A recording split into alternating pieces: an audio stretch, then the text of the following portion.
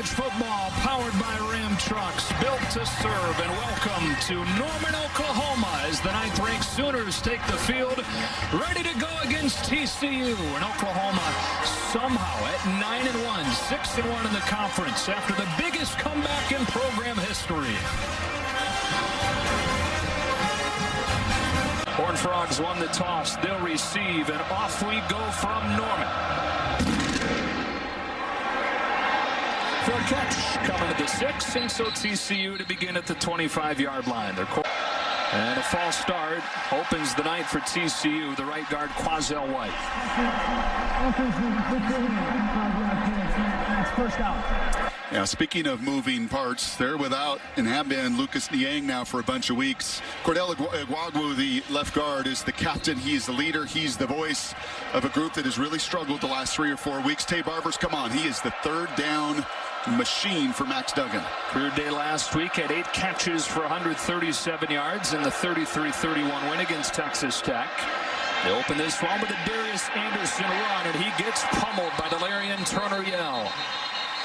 And part of this Oklahoma defense kind of been a riddle this season. Really good at times, really bad at others. This group was really good in the second half last week. In particular, Ronnie Perkins with 4 tackles for loss and 3 sacks was just unblockable down in Waco. Kenneth Murray, they just want him to cut it loose, just to take care of his responsibility. Maybe feel like he's trying to carry too much of the load. And on the back end, Parnell Motley, 5 career interceptions. Has got to find a way to take the ball away. Opening drive, TCU, second down 15. Another flag. Another false start.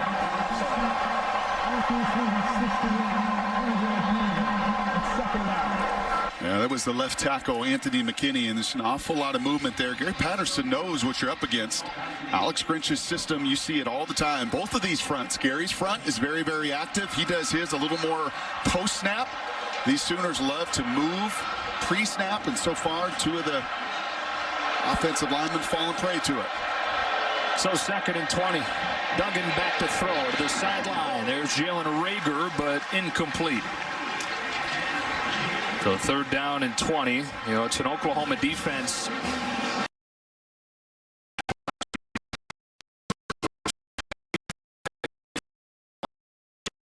The loss against Kansas State after they've made such great strides over the first month and a half or so. Yeah, and I like the way Coach Grinch talked about it, just some scar tissue from some years of struggle. The first 7 weeks, well, they thought they got rid of a lot of those errors, but not necessarily the case the last month. Been really struggling as much from the neck up as anywhere else. Now, you mentioned it, the message this week to his group, do your job, but only your job. He thought too many guys tried to do too much in the first half in Waco. That's hit at the line of scrimmage and incomplete. Couple of penalties ruined TCU's first drive, and the punt team comes out on 4th and 20. I think it was Jalen Redmond here right in the middle that gets his hands up. You see the stunt, just a 3-man rush.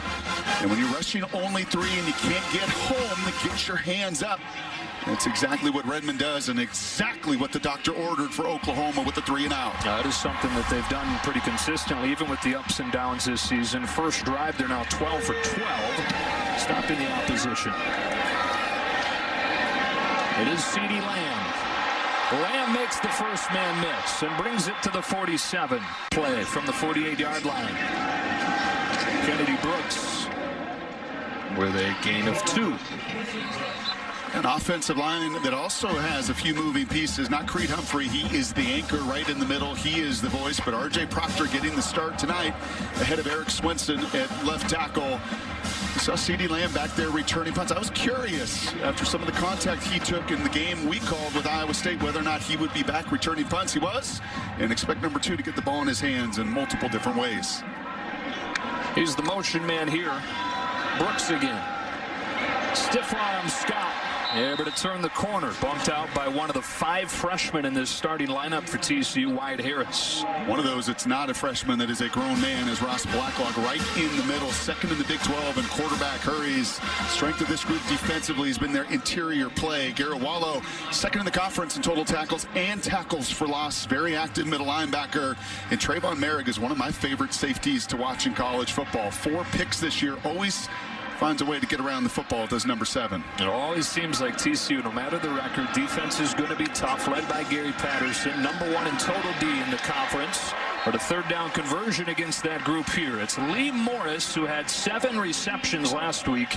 Went into the game with 8 total. Came up big with CeeDee Lamb out. We look at a matchup of strength against strength when Oklahoma has the ball. And really one of the reasons OU #1 in the country is that down right there. They're also #1. Jalen usually does it with his legs, but more than capable of spraying it around in the passing game.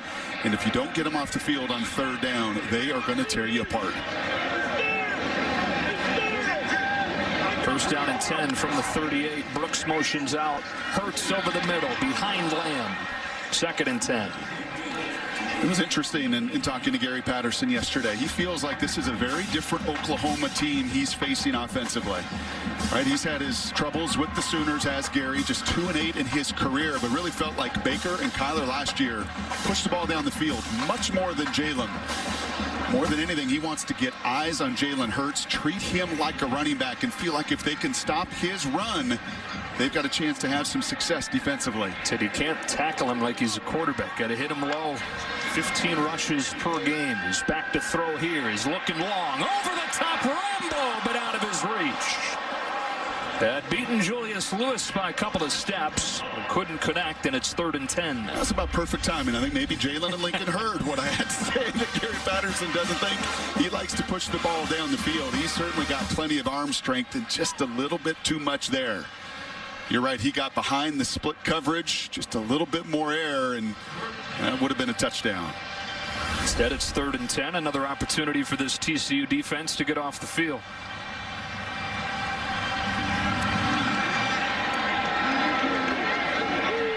10 men standing for TCU, trying to make it a tough look on Hurts, who's given time with just a 3-man rush. He's going to take off, needing the 28. Breaks the tackle and gets close. 4th and less than 2. Blacklock down there to make the stop. And it looks like the offense is going to stay on the field. And did you see Vernon Scott reach high? I guarantee you Gary Patterson is going to try to remind those guys as much as he can against Lincoln Riley and this crew and Jalen that you've got to tackle those legs, but it's so much easier to preach and to teach than it is actually get it done. So the Sooners will go forward, 4th and 1 here on their first possession of the night. 5 for 6 on 4th down this season. Hurts. 1st down. Back-to-back Hurts runs, and the Sooners able to convert after they looked at 3rd and 10. That was a really nice job by Ramondre Stevenson. So many different facets of this offense, and I think why Lincoln has had so much success against Gary Patterson is they're interchangeable parts. Tight ends and fullbacks, personnel groups, usually you get 2 tight ends on the field. You can play it a certain way, not against these Sooners. That was an excellent lead block by Stevenson.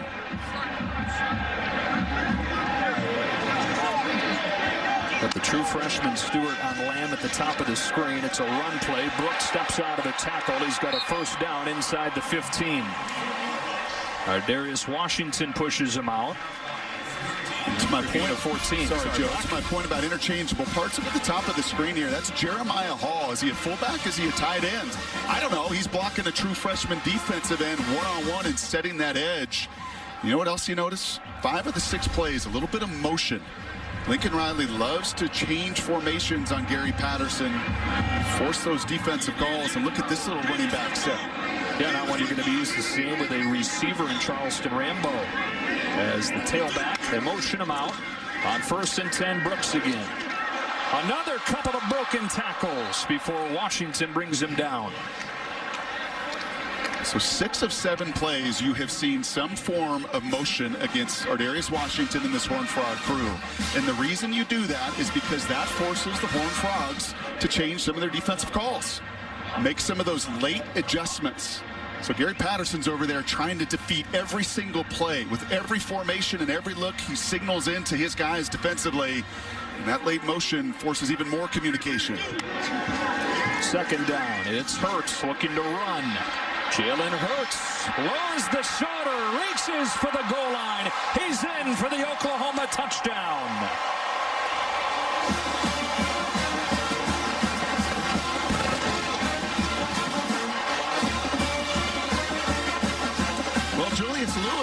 tried. He tried to tackle those legs. You're going to see 24 come in at the end of the play. He said, Coach, I went for the legs. The problem is that power lifter runs even right through that broken tackle as well. The dude just loves to run. 27 times a week ago in Waco to lead the biggest comeback in Sooner history. And he knows the threat he is, whether it's fourth down or down in the red zone. One of the most difficult runners in all of college football to bring down. You mentioned he's a power lifter. Lincoln Riley says, yeah, he's strong. He knows he's strong, and he takes a lot of confidence from that. Gets his 14th rushing touchdown of the year there. And he moves over 1,000 yards for the season on that drive. Really a continuation of what Oklahoma did in the comeback in Waco. A long touchdown drive and an early 7-0 lead.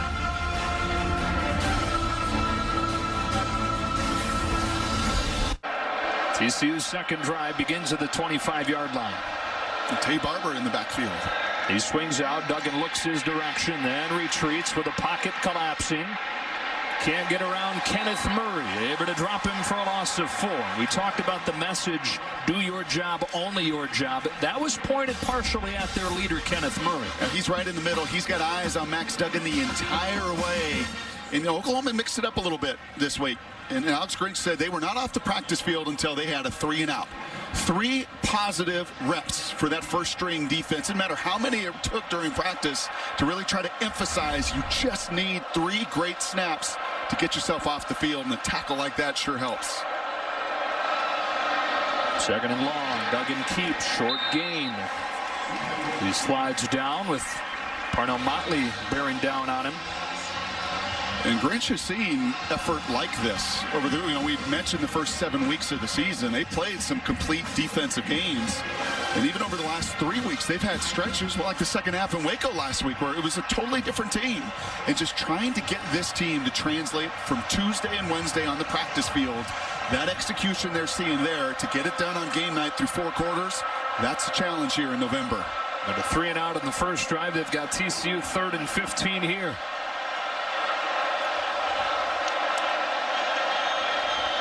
They bring an extra man. Duggan able to slip him momentarily, but then goes down. And Jalen Redmond, who knocked the ball down in the first drive, gets the sack here.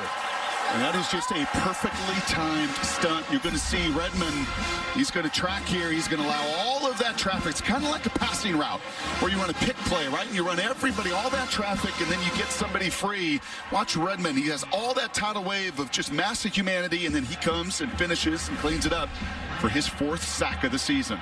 Came here as a defensive end. He's played mostly defensive tackle, but can use him in a variety of ways up front. This punt, not a good one. Jordy Sandy takes a decent roll, though, down near the 35.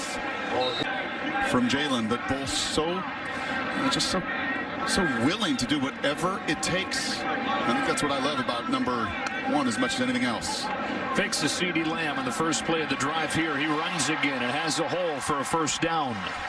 Yeah, we asked Lincoln Riley yesterday, had somebody told you that he would be the leading rusher by this amount, that he'd be running the ball 27 times in a game, on average 15 times a game, Lincoln would have said, I think he's going to run more than Baker Mayfield or Kyler Murray, but no way I saw this coming. 70 more attempts than anybody on the team, over 1,000 yards now. But you know what else Lincoln said at the end of that conversation? I kind of like when he runs. Even when that visor comes popping off his face mask as it did a week ago. Boy, Baylor flies around, don't they? They hit you. Bubbled it outside. Rambo getting a block from Basquin and getting pulled down, it looked like by his face mask. And apparently it was by the shoulder pad. Let's go down to Bruce Feldman. Joe, about that relationship with Lincoln Riley and Jalen Hurts. In the break after the first touchdown drive, Jalen Hurts went up to Lincoln Riley and said he really felt like TCU's edge rushers were susceptible to some fakes, and it looked like Lincoln Riley listened, and that was the first thing we saw on this drive to open it up. Lincoln Riley told Jalen Hurts a few weeks ago, look, I don't have 3 years to get to know you. You got to communicate with me. You've got to be open so I can understand you. And more he is. Being open with his head coach. Hands it off here. Kennedy Brooks, first down and more. All the way to the 36 on a gain of 14. And you become the #1 offense in America year after year after year, as Lincoln has, because you utilize the different tools, right, and the different roles that guys have. And if you want to come out and run the ball like this, fine. And I think that's where Jalen is such a great fit. He started 38 games, and he doesn't really care. He's not just trying to impress the NFL. He's just trying to win and dominate. And if it means run for 150-plus yards a game, fine.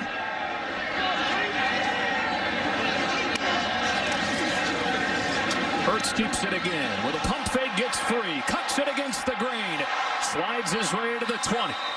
18 more for Jalen Hurts. How many times do we need to see that move?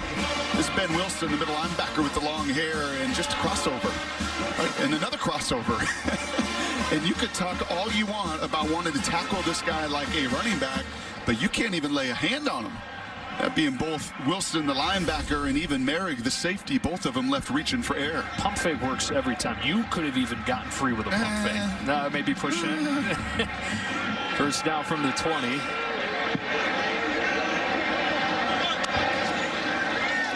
Looking to throw this time. Eyes on the end zone. He goes for Braden Willis. First down and goal, Oklahoma. Oh, he's in. They say that he broke the plane for the touchdown. Just a corner route and a big old tight end. Wow. His first career touchdown pass a week ago. Goes up on the senior corner, and Jalen puts it in the exact right spot. There's no body part down. That's touchdown. Wow. Now 8 catches on the season for Braden Willis, 2 of them for touchdowns. You mentioned the first of his career last week, tied the game, completed that comeback against Baylor. The game they once trailed 28-3. They've continued the momentum that they gathered. You asked the question, what's the energy going to be like? Is there going to be a letdown from exerting so much, or do you build off of it? So far, you've gotten your answer. Yeah, very much the latter. Burkich still perfect this season on all point afters and field goals, and it's 14-0 just like that.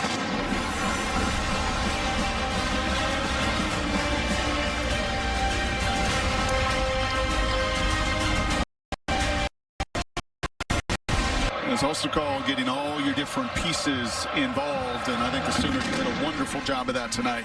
Whole lot better start in the hole they found themselves in against Waco last week. As we check out TCU trying to find something offensively. 6 plays minus 10 and a couple of penalties on the option. Duggan keeps it and gets a nice gain. The ball comes out, but he was down.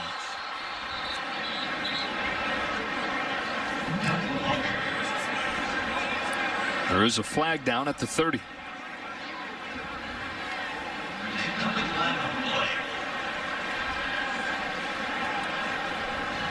Ruling on the field as the runner was down prior to losing the ball during the play. Illegal block in the back. Offense, number 51. 10 yards from the spot of the foul. It's first down. This is about as ugly as it gets. His first quarter of offense for TCU. Yeah, it's Quazell White, and I talked about this offensive line with some moving parts. Quazell started week 1 at left tackle, started last week at right guard. He's just a true sophomore. But really, once Gary Patterson lost Lucas Niang, he lost his best lineman. And from that point, over just the last 3 weeks, 11 sacks, 19 hurries, and just discombobulated up front. A lot of pre-snap movement up front, per usual from Oklahoma. First down, 15. Duggan delivers to the short side for Rager, but it's incomplete with the coverage from Parnell Motley. Take a look at the one to watch, sponsored by Nationwide. Nationwide is on your side. Rager, the headliner in terms of the receivers, but Tate Barber, who missed most of the first 5 games with a hamstring injury, really has started to come on since he's gotten healthy. You can just feel the trust that Max Duggan has in him, especially on third downs. But the problem is the third downs have not been anywhere near manageable, and if they don't get anything here on this second down, they'll be staring down the same thing. Not able to utilize his talents. Barber's the motion man on 2nd and 15 with a deep drop. Duggan looks to set up the screen, and Kenneth Murray identifies and explodes. Wow. Yeah, you're left tackle, Cordell Wagwu and Anthony McKinney. This is a 2-on-1, and you're going to see Murray, to your point, Joe, diagnose it. He watches those linemen get out, but here's the key, splitting those two right there. If you block him, that's a huge gain. Huge. And that is to Alex Grinch's point. Do your job, only your job, and then the final part of that messaging, cut it loose. Yeah, exactly. he did. And it's Right third there. and a mile again, 3rd and 17 for the Horned Frogs. A twist up front, able to flush Duggan again. Throws on the move to Valence Hunt, but needed a whole lot more than that. Kenneth Murray guided him out of bounds, and another 3 and out. Wow. This is a group on the season, just 35 3 and outs through 10 games. About 3.5 a game. And for Sonny Cumbie, he knows you just can't play uphill in this building. You got no chance. Very little the true freshman could do in that situation. The block in the back, 2 linemen that allow a linebacker to split right between them. And you live in 3rd and 10 plus against the speed of this group defensively, you're going to be in trouble. 3rd punt for Jordy Sandy, 26-year-old freshman from Australia.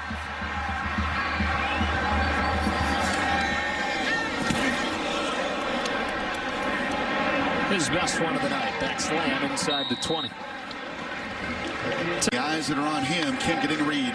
Bunch of pre-snap movement again for Lincoln Riley's group. Over the middle, there is Charleston Rambo for an Oklahoma first down. Down to Bruce Feldman.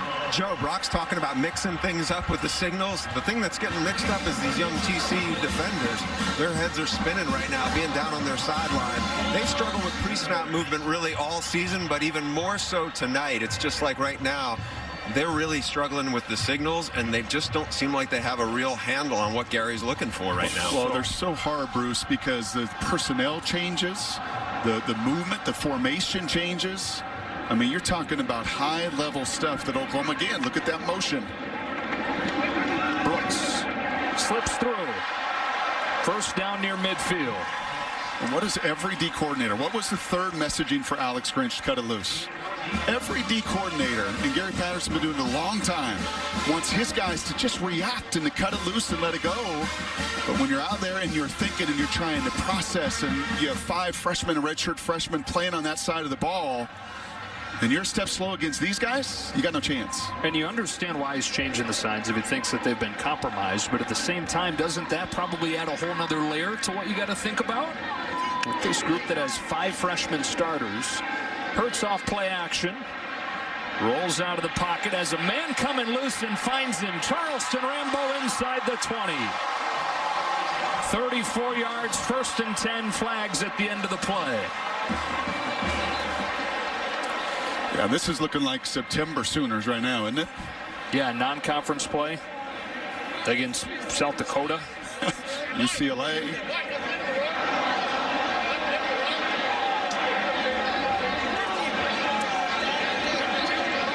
I think he's going to be on CD Lamb. Personal foul, illegal blindside block. Offense number 2, 15-yard penalty from the spot of the foul. After enforcement, it'll be 1st and 10. And this is one of the things they're trying to take out those blindside hits. Not been as prominent this season as maybe I anticipated. I think coaches anticipated. That was good back in the day. That was clean. That was shoulder in front. But that's not good in this day anymore, and they're going to call that appropriately. Have to get their arms extended at this point for it not to be illegal when he doesn't see you coming. That first contact, you're right, has got to be with the hands. Moves it back to the 30. They get a Rambo in the backfield. They motion him out. Hurts. And it's driven down at the 25 by our Darius Washington. And there's the textbook tackle that the coach from Fort Worth wanted to see on Jalen Hurts. Get to those legs.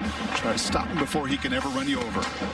First quarter comes to a close. Oklahoma outgaining TCU 184-3 and leading 14-0 as we go to the second on Fox. A dominant first quarter for Oklahoma. We talk about them needing to play a complete game in terms of 4 quarters. How about a complete game in terms of offense and defense? Well, in that first quarter, they limit TCU to just 3 yards. Open the second with a 2nd and 4 run. Kennedy Brooks, another first down. Well, it's about average, another 9 yards. And you saw the number there. leading the country 8.8. That would be a new record in the history of college football. A season ago, Kyler Murray and crew set it at 8.6 yards a play. You've seen it kind of come down and get awfully close, about 8.8 coming into tonight, and just a dominant first 15 minutes.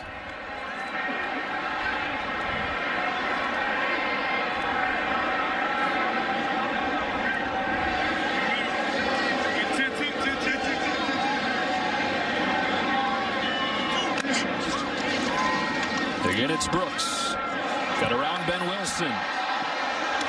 Keon Stewart, true freshman, making the start with Jeff Gladney not in there. Some post-play pushing. Jaden Hazelwood in there, along with a few others. It'll be second down. Surprised not see a penalty flag come out here. A little shoving with Ardarius Washington at the end of the play. And a wholesale commitment to this run game for the Sooners. You see the two mix it up, and Jaden throws a little... I guess he's just maybe trying to get the hands off. So one of the challenges for TCU tonight is this offense had its way with the Horned Frogs when they've had elite edge defenders. And right now, the redshirt freshman, the true freshman, the junior college transfer, that edge of the defense is just being decimated by the Sooners. Hurts swings it to Rambo, looking for the corner. He's inside the 5, and it's first and goal for Oklahoma.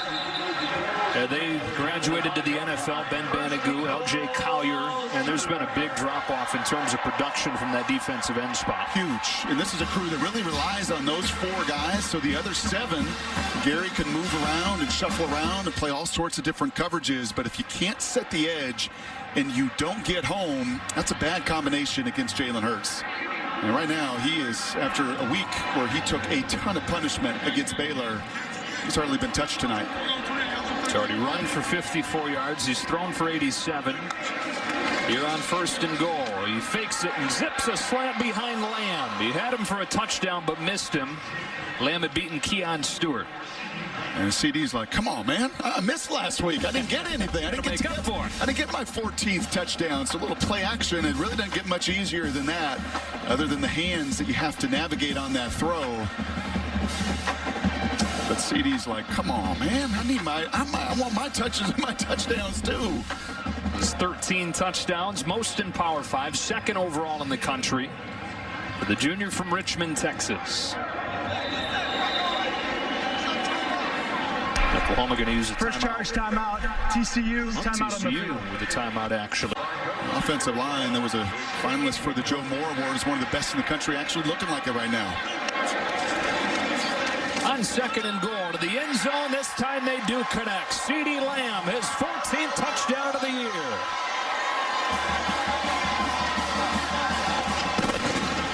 Yeah, that's just not fair. That's one of the country's best wide receivers against a true freshman. Keon Stewart is playing because Jeff Gladney has been suspended for the first half. He had a targeting call last week. Too much space, too much cushion, and too good a connection between Jalen and CD. That's almost a little smile on Lincoln Riley's face right now. You blame him? Nope, he likes this. He likes going up against Gary. Really feels like it tests him, brings out his best. Spread out his offense's best here early. Looking a whole lot more like the second half version of the Sooners in Waco last week. 3 drives, 3 touchdowns, 21-0. The 9th-ranked Sooners up big.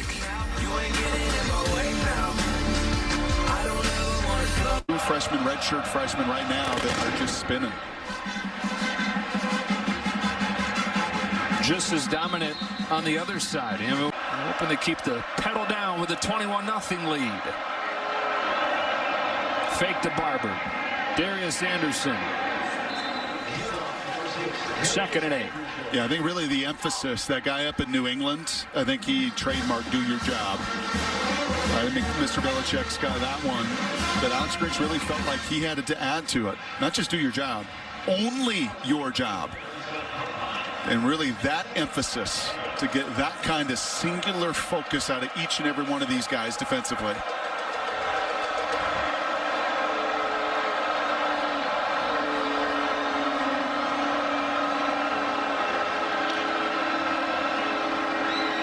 Pressure coming. Duggan hit as he throws by Deshaun White. And it's third down. And how many times have we seen this Max Duggan getting hit in the lack of communication up front? I really don't know what Anthony McKinney there is doing. He's fanning out to protect off the edge while an inside rusher comes totally free. And again, that's two seniors on the left side of the line. You can never do that. You got to protect from the inside out. There were only 4 rushers on that play. It's the TCU offensive line since Lucas Niang went out. 11 sacks allowed in 3 games. On 3rd and 8, option into the short side. Duggan pitches. Alana Lua tripped up by Trey Brown. And so TCU manages its first down of the night, but nothing else. That's a really good job by the undersized corner coming off the block. Number 1, defeat your man. And that's Aldontre Davis, one of the better blocking receivers. You got to defeat your man and then go finish the tackle. That's well done. This is what Alex Grange said the practice field on Tuesday often looks like. It just hasn't translated to Saturday nights.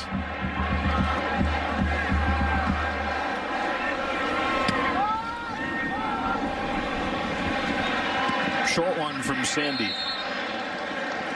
Oklahoma has it again after this. 11:03 left to go in this first half. All Oklahoma. Touchdowns on all 3 drives so far. Kenny DeBrook short gain. Yeah, we check in with Bruce. Joe, we've done a lot of TCU games over the year. The chatter down here on the sideline is they've never quite seen this group at any point this confused and this unsure of what they're doing and what Gary Patterson wants. And it's going to be a question, will he scrap this and go back to his old signals? But right now, I mean, Jalen Hurts is tough enough to deal with when you know what you're supposed to be doing. Right now, these guys, their heads are spinning.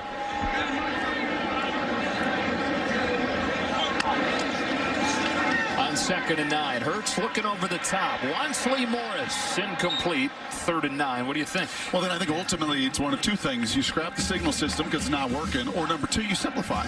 And you just say like that, okay, if we've got to just play quarters coverage, right, and not do some of the different adjustments and just try to simplify as much as you can. So actually the strength of your group, which should be your interior D-line, and those guys can get it going. And look, it is a big part of the brilliance of Gary Patterson, the way that kind of a mad scientist that he manages the game from a defensive side. But you wonder, with all the things working against the group, if it could work against him in this situation. 3rd down and 9. Hurts has all day, but the coverage downfield sharp. Trying to keep it alive. He will loft it out of bounds, and the Horned Frogs finally force a punt. Yeah, pretty good zone coverage there. You just rush 3. You make Jalen Hurts think, and one of the big differences, it was actually 3rd and 9.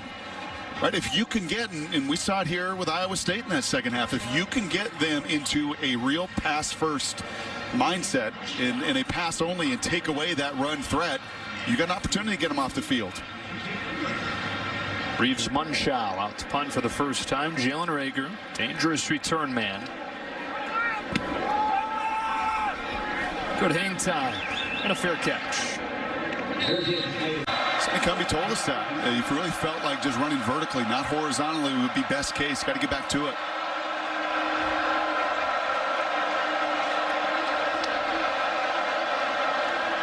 And again, they run outside. Duggan has a seam this time and has a first down and then some. Breaking into the clear, showing off the speed, and Duggan is inside the 10. Pat Fields tracks him down after a 59-yard run. Well, I was half right. Artavius Lynn, 88. Watch him here get out and set the block. That was the positive. And I guess it was a little north and south about right there. When Max Duggan just turns on the Jets, man, this kid can go. As you see, Caleb Kelly, 19, he's in the game there, playing a little linebacker for the first time this season. But Max Duggan has shown you over the course of the second half of this season, he is the one that should be nicknamed Jets. Yeah, this should be. I'm surprised I didn't see a little horse collar.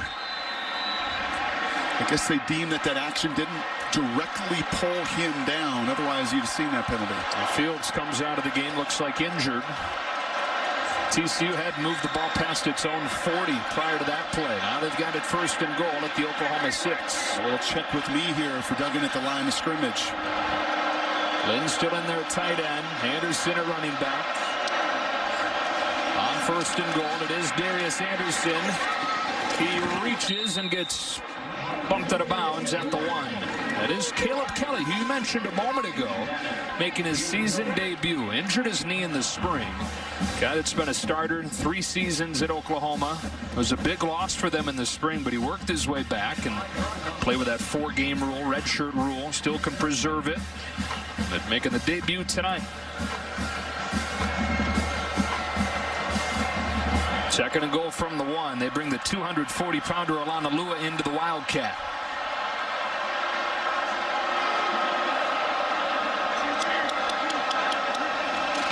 Here he comes. He's in. Touchdown, Horned Frogs.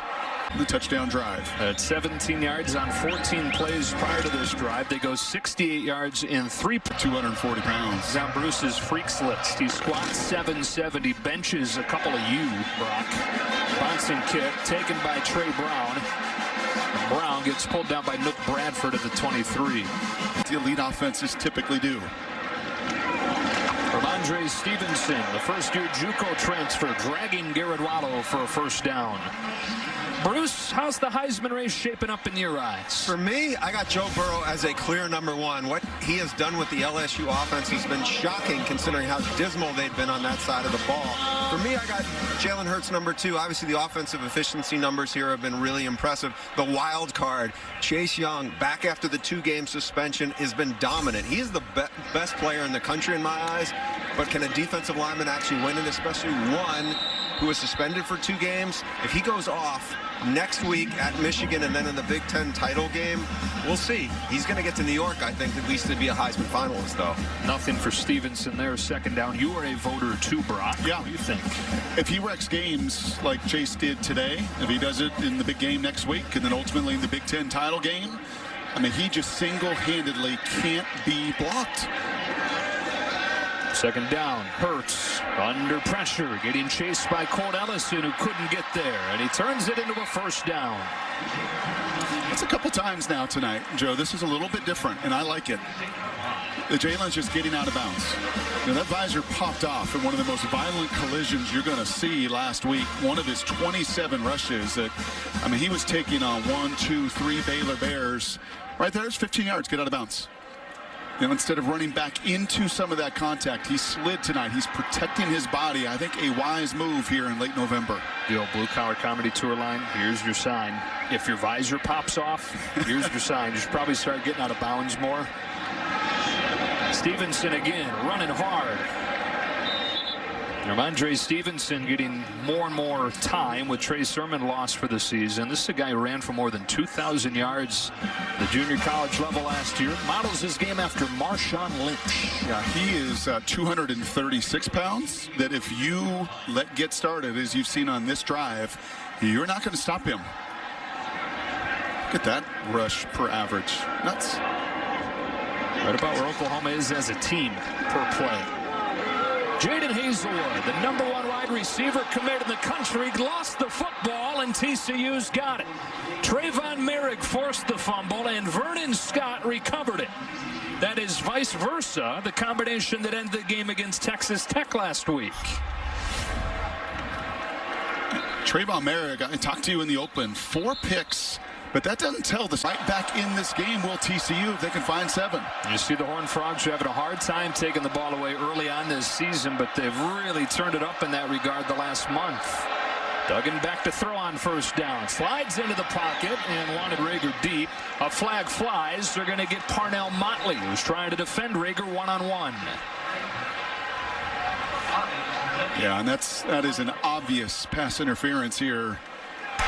Prior to the pass, holding, defense number 11, 10-yard penalty from the previous spot, automatic first down. Yeah, and the only judgment there is the ball was still in Duggan's hands when this goes down, and this is a smart play by Motley. He's got no help behind him, and Rager, one of the fastest TCU player, got a touchdown against the Red Raiders on that exact post route, and the senior will take the holding call instead of the touchdown over his head. A touchdown last week, longest play of the season through the air for TCU, 55 yards. Duggan looked to throw, now he'll run. He breaks into open space and has a first down sliding across the 35. This kid is fast, man. And, you know, we talk about them freshmen on the TCU side defensively pulling the trigger to play fast, and I like this tempo, too. As they're going to come right back to the line of scrimmage. Sonny Cumbie's got a speedster quarterback. He's got to Valence Hunt. Juggled and caught it. Got a first down inside the 20. So here come the Horned Frogs. 18 more to the sophomore Hunt. And it really has been Duggan's speed and tempo. And then this, not an easy catch. Caught about 7 different times to Mr. Hunt before he finally corrals it. I'll pad the stats. A few rebounds. Yeah. And I like the mix of tempo. Something that Sonny Cumbie said he was going to do. Times get right up to the line of scrimmage. Other times huddle up, make sure everyone, especially in the red zone, an area of struggle for TCU, is on the same page. Yeah, just 2 of 6 last week, turning red zone trips into touchdowns. First down from the 19.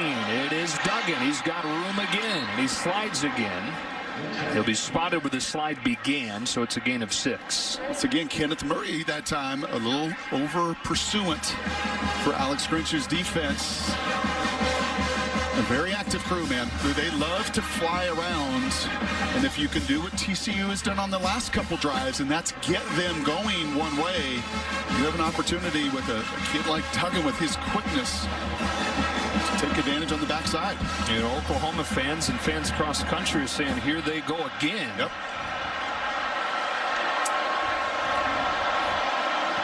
Play clock winding down. 2nd down 5. They just get it off. Alana Lua cutting to the outside, shedding a tackle and getting close to a first down. They do spot him with enough. 1st and goal, TCU. I'll tell you what else this does. A little bit to Bruce Feldman's report about that defense on the other side. Now Alex Grinch's crew is on their heels, and Gary Patterson's Horned Frogs can gather themselves. Right after 3 drives, giving up 3 touchdowns, they get the 3 and out, they get the takeaway. Offense 1st and goal inside the 10.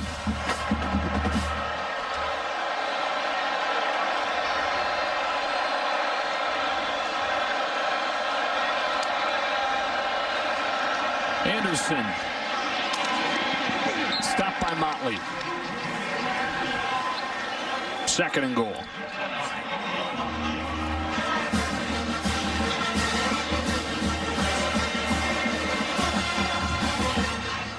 This is a 21-0 game. Sonny Cumbie's team hadn't gotten a first.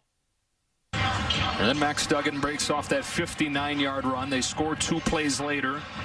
They force the turnover, and they're knocking on the door again with the score. And watch QB draw. They really wanted to use Max legs down in the red zone. Felt like that could be a factor tonight.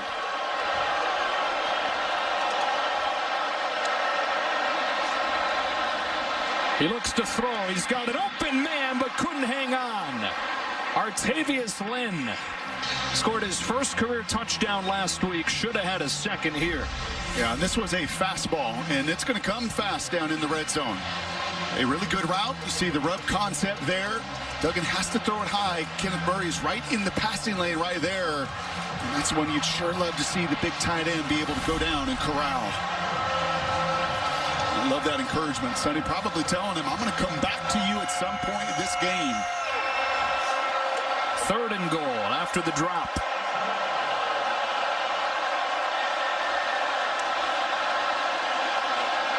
Only a 3-man rush. Duggan scrambling into his right. Across his body into a tight window. Incomplete. Looking for Pro Wells. Tried to thread it through there. Couldn't quite get it to Wells. And 4th and goal coming up. Field goal team coming out. Exhale for Alex Grinch. I think exhale for Sonny Cumbie and Gary Patterson as well, because that was danger zone. Anytime the field shrinks like that, and Pat Fields has a chance as Max throws it back across his body. It's amazing what a dual threat quarterback can do, right? To just energize and breathe life into your offense.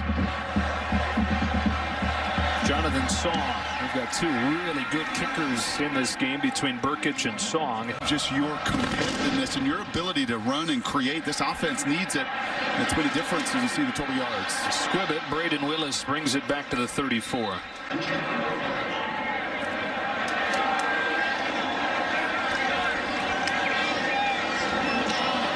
Got turnaround there.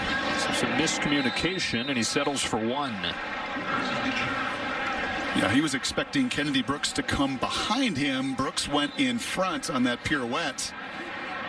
And that's advantage Gary Patterson and the Horned Frogs. They want to make this a one-dimensional game as much as possible.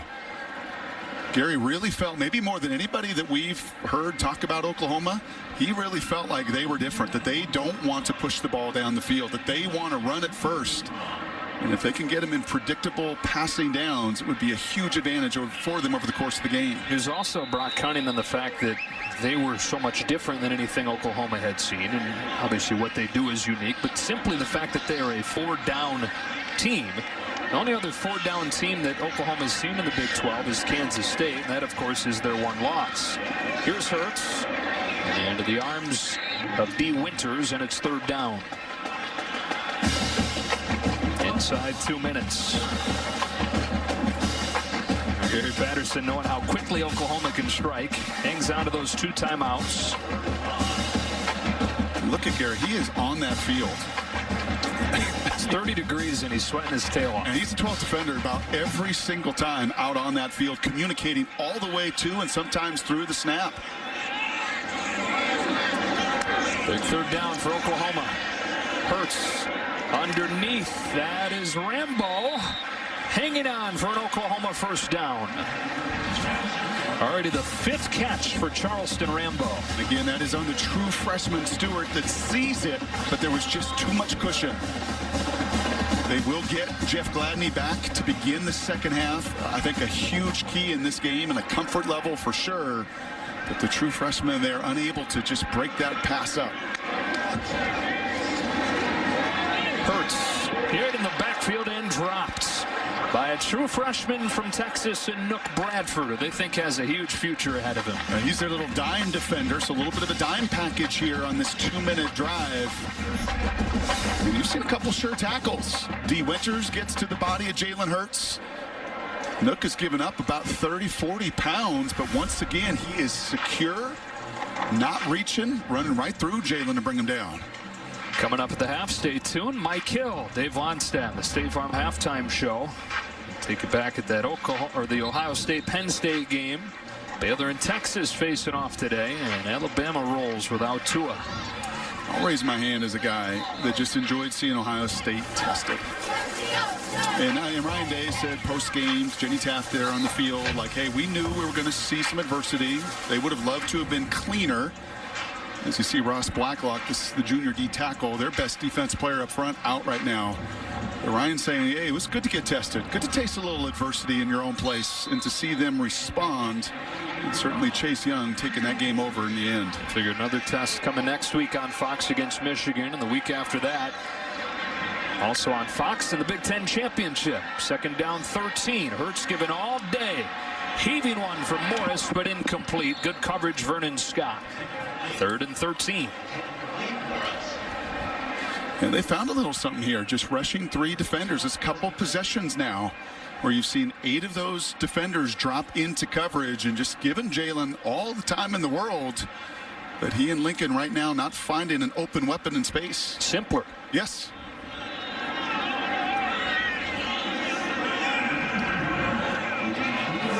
A very young group, young, inexperienced group. It was that to begin with, and then the injuries they're dealing with. Gladney not playing because of the targeting. Trying to survive this 1st half. 3rd down 13. Hurts looking to run. He's in trouble and dropped again. Garrett Wallow makes it 4th and long, and Gary Patterson will use his 2nd timeout.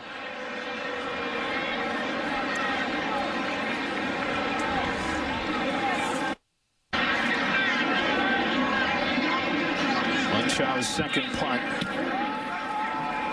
Good. Hang time again. Rager, a weapon as a return man, not going to have a shot. Fair catch at the 14 after the 40. Was his freshman quarterback to be here. 35 seconds. Hands it off to Shewa Olanalua. And Olanalua gets 7 or 8. Stop made by Delirian Turner Yell. Again, Oklahoma will have the ball to begin the 2nd half. And I think Gary Patterson content. Looking and saying, hey, this is looking like it was going to get ugly. We got to within 2 scores. Let's not endanger that.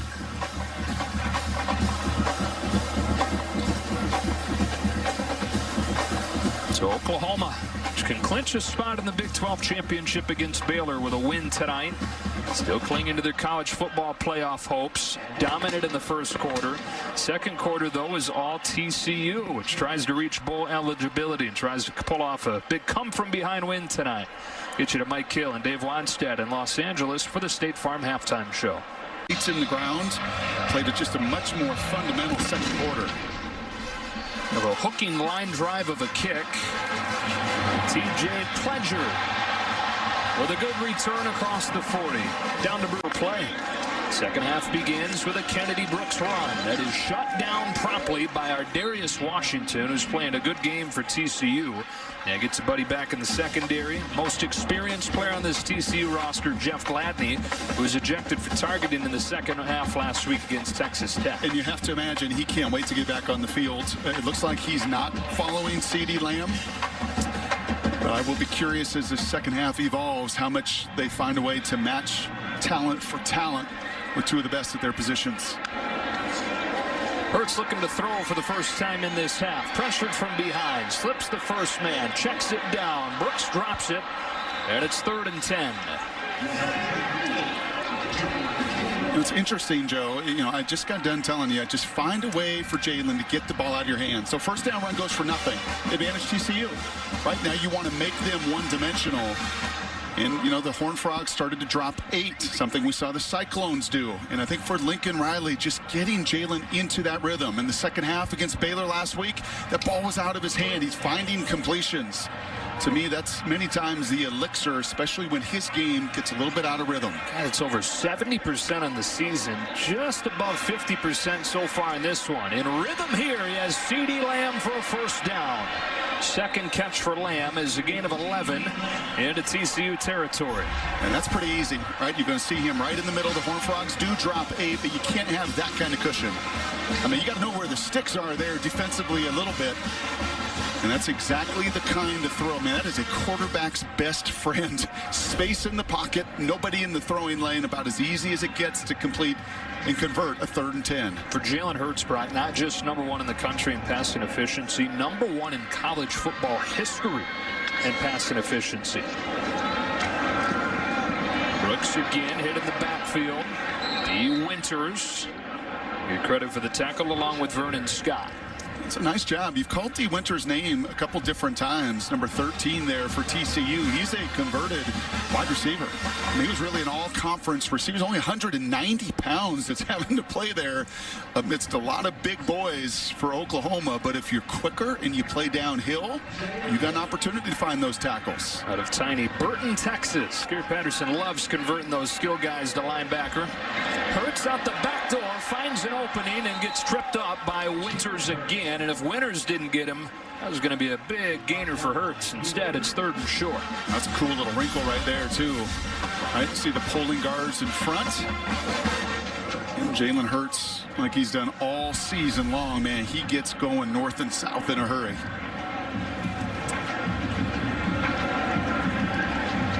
Sooners converted 3rd and 10 already on this drive. On 3rd and short, they'll look to throw.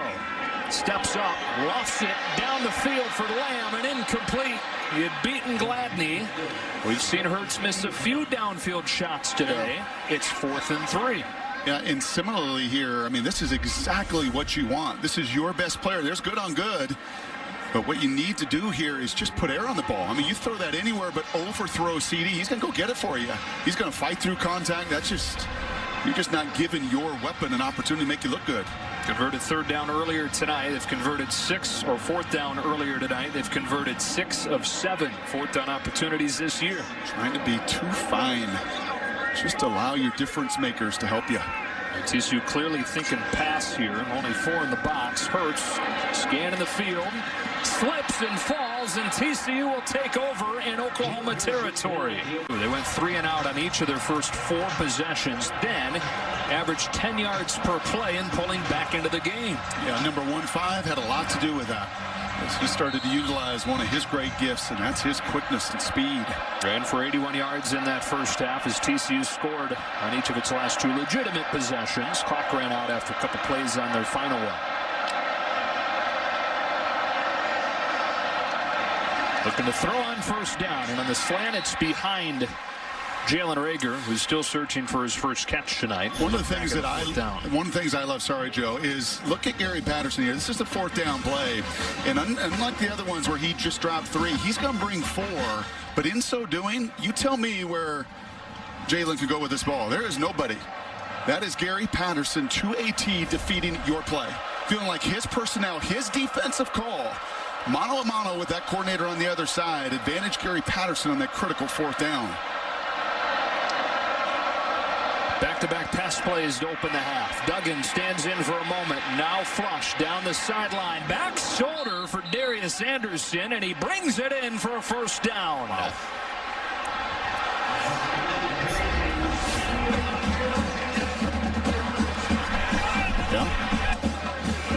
I think he has control. I think that's good in the NFL as he toe-tapped even that right foot in bounds here. I don't know. I think there's a juggle here, but does he recapture it? I think he does while he's dragging that right toe.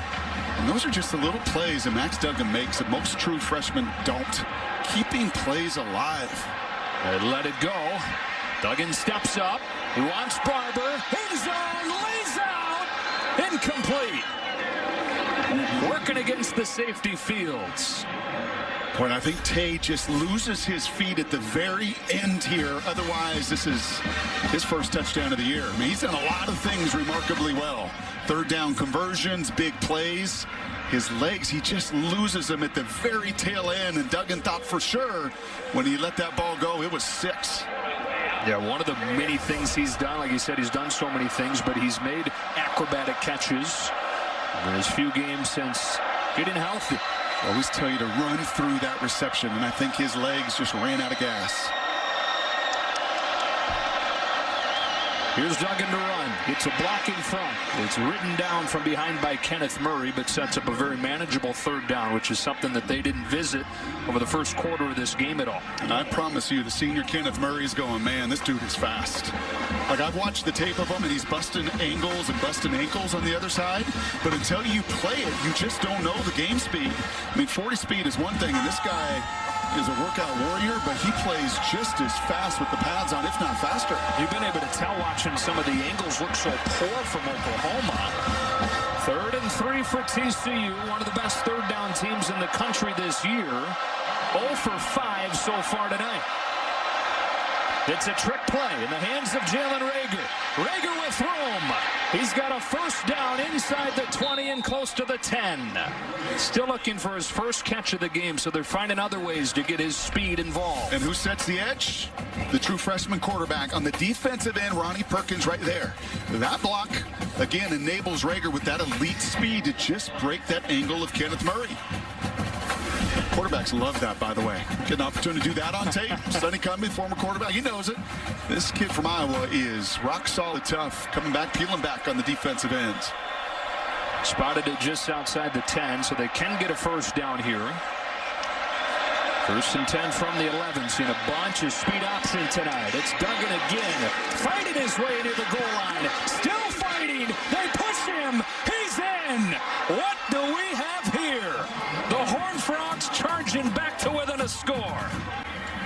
He gets his 6th rushing touchdown of the season. There's something about playing a superstar and can go, and right now they can catch Max Duggan. TJ Pledger returned it across the 40 to open the half. Another good return here. Stumbling his way to the 35 in each of the last few games. Drive begins with a Kennedy Brooks run and a gaping hole off the left side for a big play that sends him into Horned Frog territory. Brooks for 32 yards, his longest rush tonight. Well, there is the big back, Ramondre Stevenson, acting as the fullback, 29. Look at him leading the way there in the big fellas. Your left guard, your left tackle, Proctor and Hayes, just get a body on a body. And if you let these Sooners get to some green grass, they're going to do some damage. Brooks moves over 100 yards against TCU, team that he had a huge game against last year in Fort Worth. Stevenson, who was the lead blocker last time, takes the fake here, and Ardarius Washington drops Hurts. Ardarius had a nice game. And he's playing because of Ennis Gaines' injury has slid Vernon Scott over a little more in that nickel role. And Ardarius, saw him in the elevator. He's 175 pounds. He is not a big horn frog. He's got a big heart. And he's willing to stick his head in there. Freshman from Shreveport, third consecutive start because of those injuries you're talking about. On 2nd and 11, Hurts to run again. Got a block from Brooks to swing him free for a first down inside the 20. Winters brings him down after 19. Yeah, that's been the difference on a couple of these runs. It's not just toting the ball. You're going to be a lead back sometimes, and that's exactly what Kennedy Brooks is. He takes the fake, and then he's really the fullback leading the way here for the tailback, and Hurts. Been a little bit of an adjustment on this drive, right? That chess match, that back and forth between Lincoln and Gary. That X's and O's battle, a bunch of the two-back, been pretty successful here on this possession for the Sooners. So they stick with it. Stevenson and Brooks both in there. They got Rambo back there as well, motioning him out. Here comes Brooks. Chopped down by Nook Bradford. When we talk about the lapses, overall, this is one of the best offenses in the country. But you look at the last 3 games where the defense has struggled. Well, the offense has had long stretches in each of those 3 games where they've disappeared. Second and third quarters, no touchdowns against Kansas State. 7 points in the second half against Iowa State. And then no touchdowns over the first 25 minutes against Baylor last week. This week, touchdowns on each of the first 3 drives, looking for their first one since. They've got it 1st and goal with another Hurts run. Well, we know one thing. When their backs are against the wall, what do they typically like to go to? It is this. I mean, this is just triple option football, right? You just got a couple backs in the backfield. You're motioning some people out. You're leading with your backs. And that is the talent, I think, of Lincoln Riley in the depth and the volume of that playbook. If it's going to be a spread out game and pitch and catch, that's fine. If you got to get back to it when your back's against the wall and just run right at you, capable of doing that too. I said 1st and goal, Brock, but they actually spot him but a foot short. So this is 3rd and less than 1. Hurts again. This time he's got a first down. Charging for the goal line. Showing off some strength of his own. Touchdown, Oklahoma. Ball came out, but after he broke the plane. We got 2 quarterbacks that are really strong. Couple Popeyes at quarterback. You sure do. And watch 56 Creed Humphrey right here. He's going to see Jalen Hurts. And that whole Bush push thing, right? It may have been illegal years ago or controversial. Not anymore, man. You have the opportunity to come to the aid of your teammate, and you give Jalen Hurts any kind of assist. Touchdown.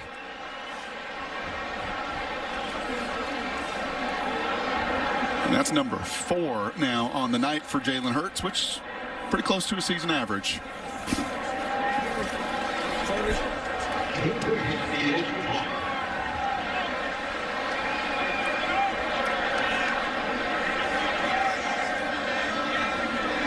You said when they start to feel like they need something, that is what they do. 6 plays, 66 yards, all on the ground. They pound away and get the lead back to 2 scores here in the 3rd.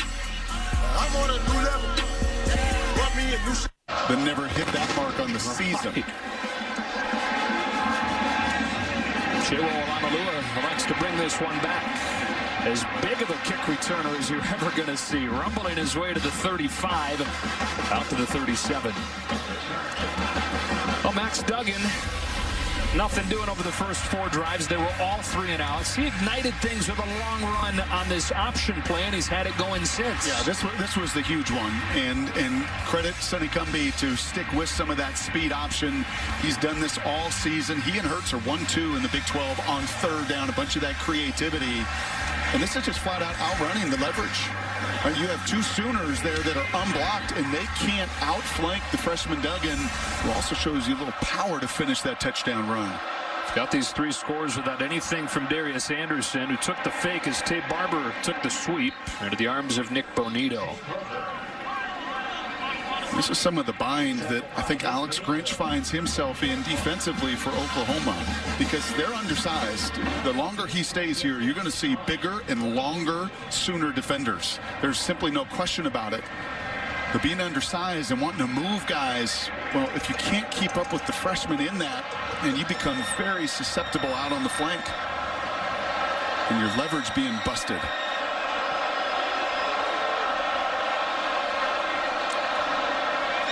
On 2nd and 5, Duggan scans the field, throws incomplete at the feet of Rager. 3rd and 5. Yeah, that was Nick Benito that gets his hands up. You don't get home, you rush 5. And we saw Jalen Redmond earlier get his hands up, and you're going to see Nick Benito had the huge interception a week ago.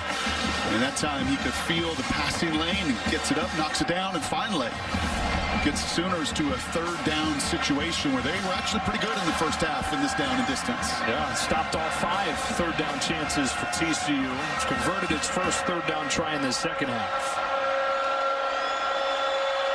Play clock winding down as Duggan gives the last direction.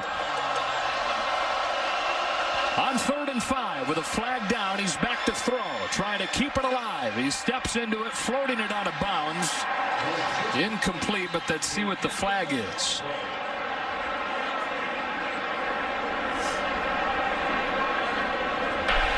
Offside. Defense number 6 was lined up in the neutral zone. 5-yard penalty. We'll check if it's a first down after marking it off. That's the corner, Trey Brown. There's no excuse for that. No, and you know, you got a receiver off the ball there, but you've also then got to look down the line of scrimmage and simply come off. You can't be in the neutral zone as that side judge is looking right down the line at you. And that makes it a first down. Many times you can look over and that side judge will actually give you, or the headlines will give you a little help and say, hey man, you're in the neutral zone, back it off. Instead of a punt, the offense stays out there. 1st and 10, 48-yard line. Duggan zips it. Rager able to squeeze it, working against Trey Brown, and here's Bruce. Guys, about a month ago, Max Duggan really outshined another star Big 12 quarterback, Sam Ehlinger. And when you talk to Sonny Cumbie, he said the thing that really stands out about this kid, and he's been around a lot of big-time quarterbacks. Remember, he was at Tech when Baker Mayfield was a freshman there. He helped recruit Patrick Mahomes, and he said the thing that these guys all have is when you watch them, it's like they go full bore all the time, and there's a real drive and a competitiveness, and we're seeing that out here again tonight from Max Duggan. Converted with the handoff to Alana Lua. Now floating it. Wants it all with Rager, but a little bit out of his reach. Brown in coverage. 2nd and 10. Boy, and we've seen a couple things here from both Hurts and Duggan. As you see Brown coming up a little limp here, and that could bring the true freshman Jaden Davis into the game. But you've seen both quarterbacks on these shots right here. When your receivers win and they stack and get on top of that corner, just put air on the ball. Don't have to be perfect in that moment. There could be pass interference, especially as talented as C.D. Lamb or Jalen Rager are. Just give them an opportunity to help you out. 2nd down, 10. Alana Lua with a flag down. I mean, the degree of difficulty sometimes, as I watch these dual threat quarterbacks, Joe, it's amazing what they can do. Ball start, offense, number 62, 5-yard penalty. It's 2nd down. And yet, to me, like, that's pretty simple. You got a one-on-one situation, and that was the senior David Bolasami, the right tackle, false starting.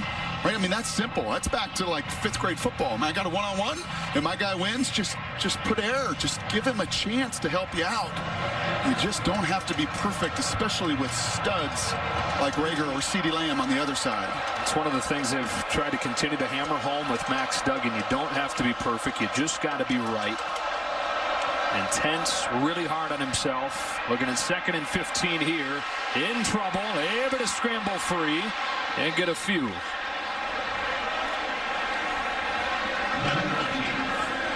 Oof, and he takes a shot, Joe. And there is very little sidelines here before you run right into the bench.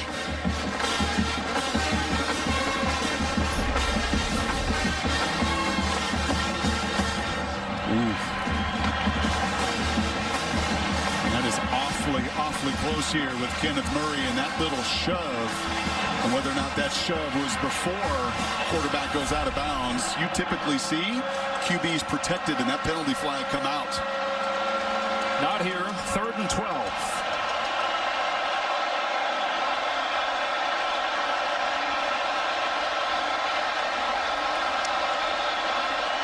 Oklahoma rushes 4.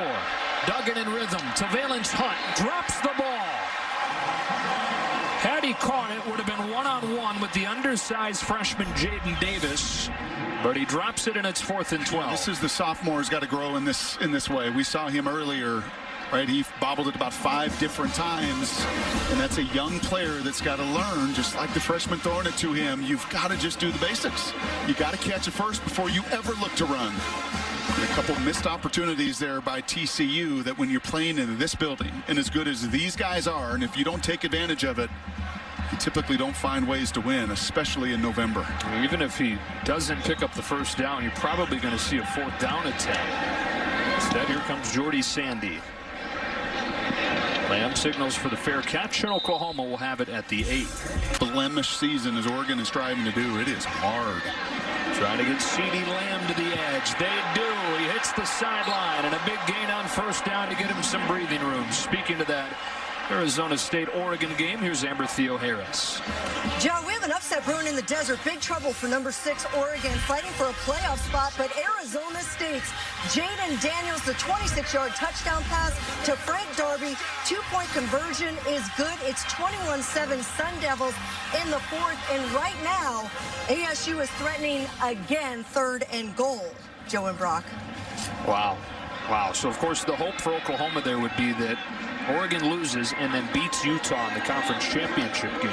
Knocked both of them out. Brooks straight ahead. Slips the tackle to Winters. Can't get away from Bradford. You know, that Oregon team had showed so much poise this year, unlike a year ago. A year ago, they had a big win, and then they went to Wazoo and lost, and went to the desert and lost. And this year, well, they went up to Washington and won. They went to USC and won. But you just wondered, could they do it again? Wow, that's a brave soul right there here in Norman, Oklahoma.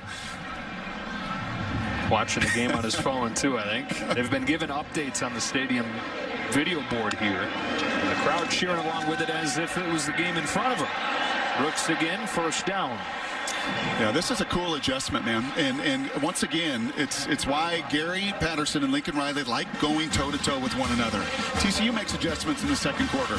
Well, so can Lincoln Riley. And right now, Gary Patterson is watching 2 backs. These 2 backs that are really operating as lead blockers. And Lincoln Riley asks that of Kennedy Brooks. He asks that of Ramondre Stevenson, right? They're not listed as fullbacks, but they might as well be right now.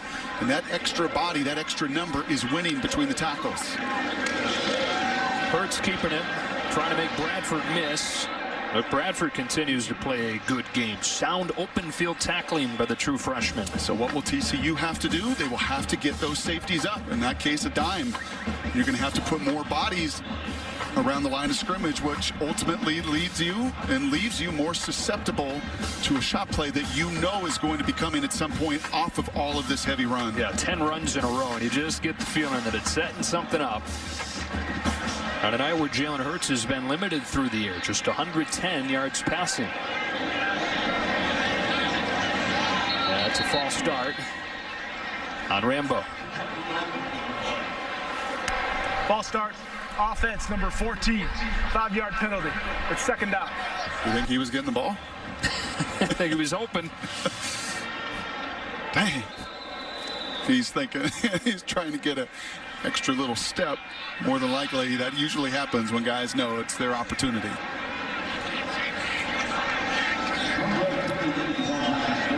Makes it 2nd and 16. Gary Patterson and the Horned Frogs staying in that 3 down front. Off play action. Hurts on the roll. Wide open. Lee Morris over the middle for a first down. 26 yards.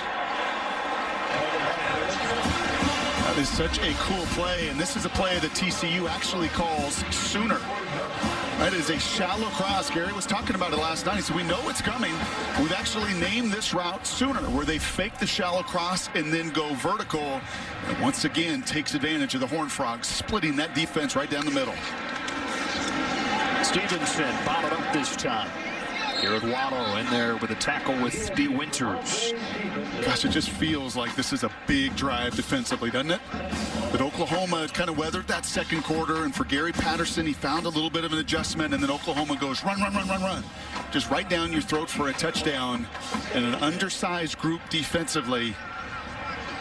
I can't be on the field too long against a bigger, stronger offense. This drive going on 3 minutes. The 6th play is another run. Jalen Hurts makes Waddle miss. Gets pulled down by Parker Workman. 3rd and short for Oklahoma.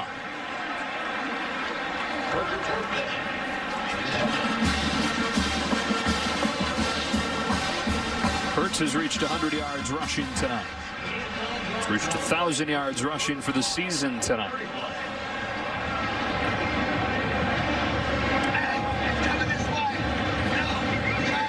Gary still has enough voice to yell, it's coming this way. They're down less than a yard.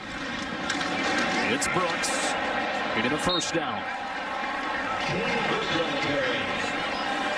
What another good block by Ramondre Stevenson, 239-pound tailback. We'll put that hard hat on, man. If that's what it requires and that's what it takes to set Kennedy Brooks up and to set up Jalen Hurts and to set up this run game, whatever's asked of you, whatever role you need to play, step up and do it. Oklahoma riding the ground game, trying to stem the tide with this charge from TCU. We go to the 4th and Norman, 28-17, Oklahoma. Trying to punch their ticket to the Big 12 championship game. Off play action. Hurts looking downfield. He'll tuck it and take off. And get hit from behind by Gladney, but not before he gets 9. What is it? 14 of their last 15 now? Wow. Game gets close. Take a few punches from TCU. The young freshman carries some Sooners into the end zone. And here's a little statement of response that this is, you know, maybe not as much through the air, but this is a Bill Bedenbaugh kind of game. That is the O-line coach that loves to say he wants to feel the opponent's soul wilt. And it's both the lineman, it's the quarterback, and it's your running backs are making it happen. Brooks has had a big night. He's got a 1st down here. And so often it's easy to look at the 5 linemen, and Creed Humphrey's a fun guy to watch, the center, number 56. They replaced everybody else around him.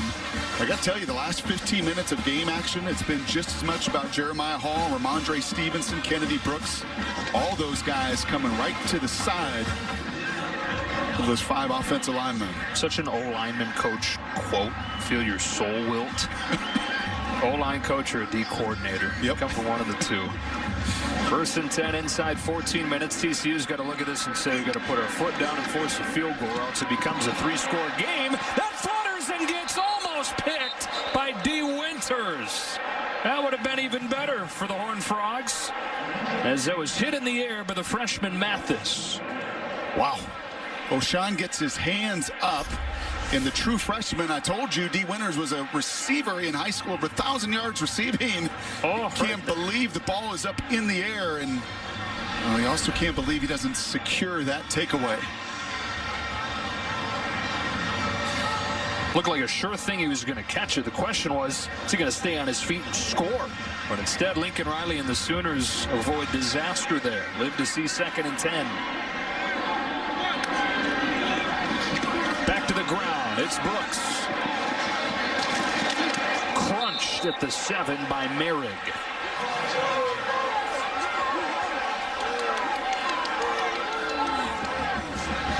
So 3rd down coming here, Brock.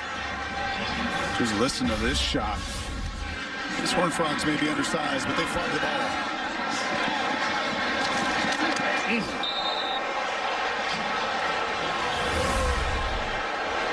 3rd and 5.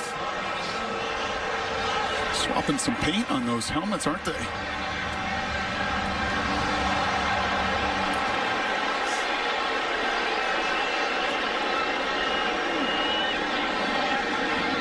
Lamb in motion. Timeout taken by Lincoln Riley, who is hot. He's upset there wasn't targeting called on Trayvon Merritt.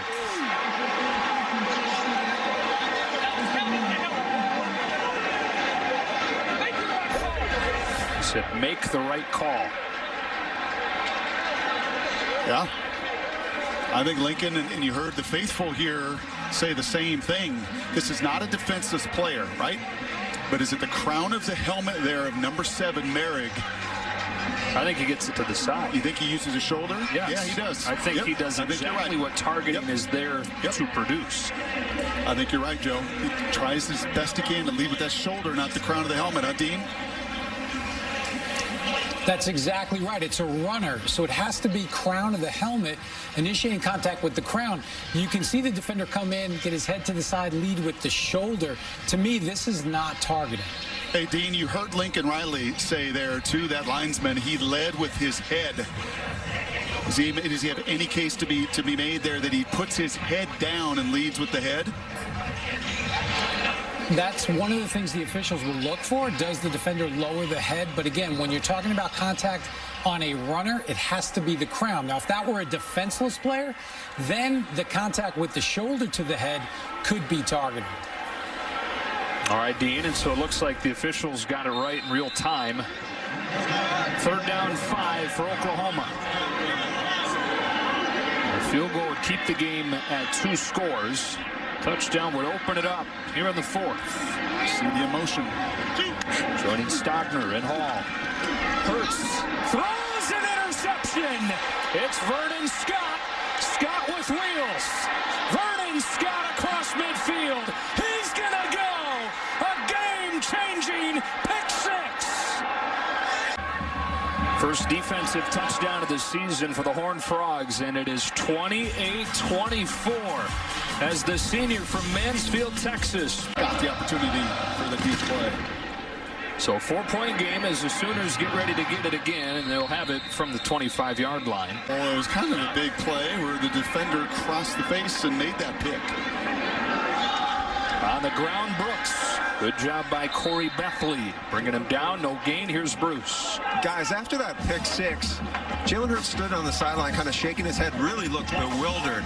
And at one point, Lincoln Riley, right before they came back out, he put his hand in his chest and said, listen, that was my fault. Don't worry about it. That was my fault. So Lincoln Riley was the one taking accountability on that. Well, I think, Bruce, running it, 14 to 15 times right down their throat. You get cued on a 1st down pass. It's tipped, nearly picked. You come back and throw it on that 3rd down. And, yeah, I think there's a big alarm for those Horned Frogs that were all over C.D. Lamb on that route. Empty set on 2nd and 10. Hurts is pressured despite just 3 rushing. Zips it for Rambo and an Oklahoma 1st down.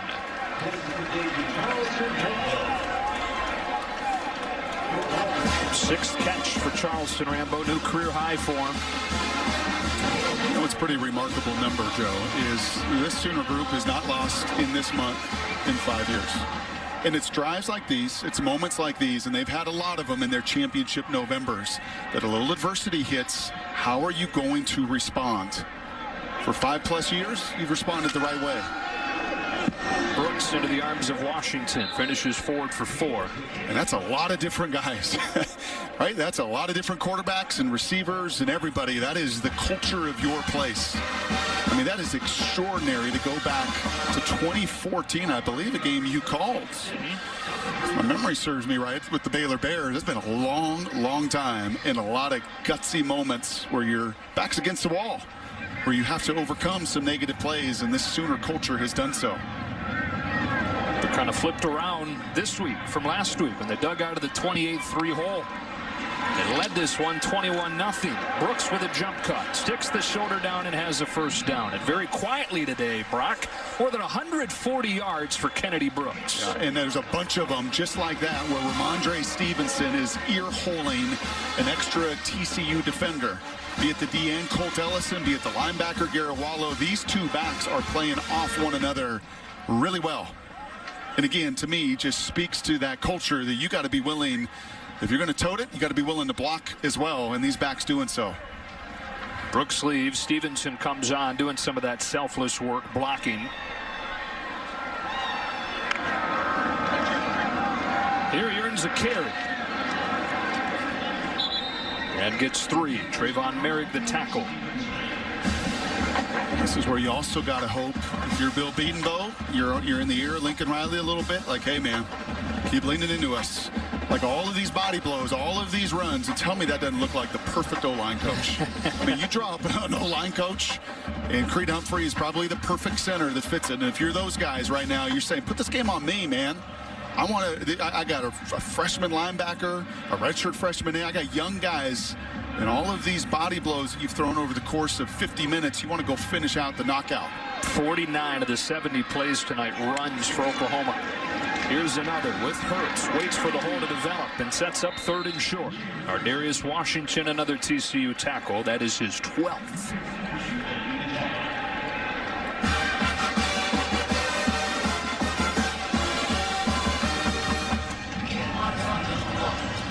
Third down and a long one for Oklahoma. 9:20 left to go in a 4-point game. Here comes that 2-back look once again. It has been so heavy run here in the second half for the Sooners.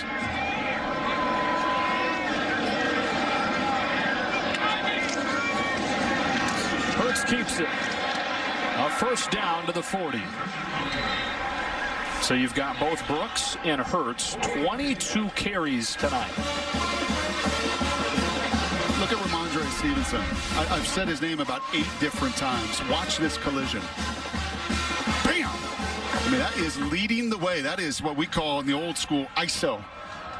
Right, that's an ISO run. That could be Tom Rathman back in the day playing fullback. Put a 44 on him, and you lead right into that middle linebacker and allow your quarterback to run right behind you. And no slouch that he's blocking there. That's the 2nd leading tackler in the conference in Garrett Wallow. Wallow this time finishes the job on Brooks. Inside 8.5, 2nd down coming up. Look at these guys. I mean, you're giving up 20, 30 pounds. Right, Garrett Wallow's a converted safety that is so athletic. Ardarius Washington is 170 pounds. These are the guys that are coming up time and time. Nook Bradford's a true freshman that is having to take on this contact. You wonder how long they can last. I mean, they've been out there a lot. Hurts cuts it upfield. Got a 1st down. Makes a man miss. Breaking ankles and setting up 1st and goal. The ball came out. Now a signal. Was the ball out before he was down? The officials still haven't given an official signal. TCU thinks the ball was out before he was down. Nook Bradford, did he get it out of there? Boy, it is going to be close. The key thing is going to be, what is the official call on the field? We're still waiting on that. Ruling on the field was a fumble recovered by the defense. 1st down TCU. That ruling of a fumble is under review. And the true freshman quarterback, Max Duggan, on 1st and 10, runs the option. Gets it off to Anderson, who's pushed out by Murray. Let me just say, that play by Nook Bradford, I don't want just like let it pass. Yeah. All the time we spend, fumble or no fumble. As a true freshman, that was an unbelievable play against a Heisman contending senior quarterback for Nook Bradford to go rip it away and to give yet another true freshman an opportunity to respond. Wow.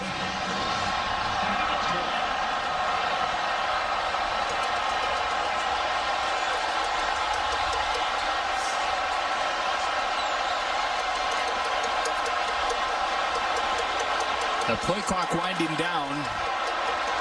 They're going to have to burn a timeout.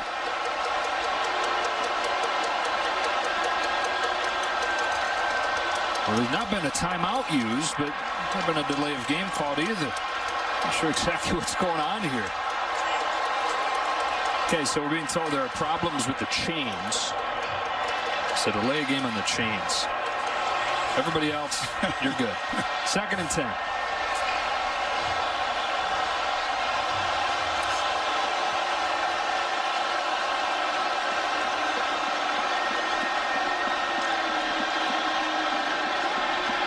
Duggan takes off and got pulled down. It was Ronnie Perkins when Oklahoma needed him last week, late making plays, and he makes one here to make it 3rd down.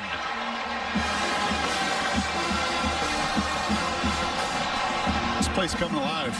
This is the loudest we've heard it 2 times we've been here. Well, 2 weeks ago, this place was half empty when they needed it down the stretch against Iowa State. Lincoln Riley said something about that this week, that they're a different team when they have this place full-throated behind them. They do here.